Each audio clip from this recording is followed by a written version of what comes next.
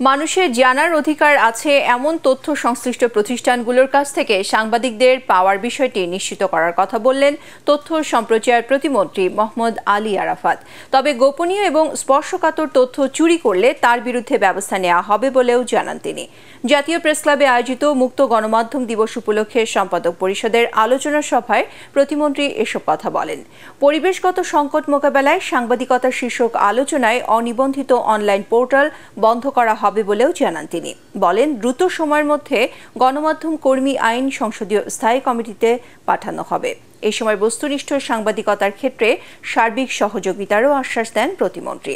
পরে জাতীয় প্রেসক্লাব আয়োজিত জলবায়ু রাজনীতির প্রেক্ষিত ও গণমাধ্যমের ভূমিকা শীর্ষক আলোচনা সভায় বক্তব্য রাখেন প্রতিমন্ত্রী মোহাম্মদ আলী আরাফাত।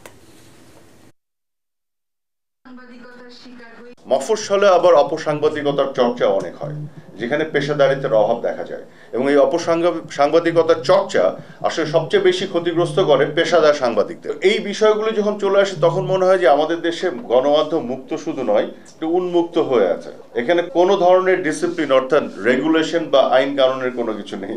তো মুক্ত গণমাধ্যম না, উন্মুক্ত গণমাধ্যম বাংলাদেশে।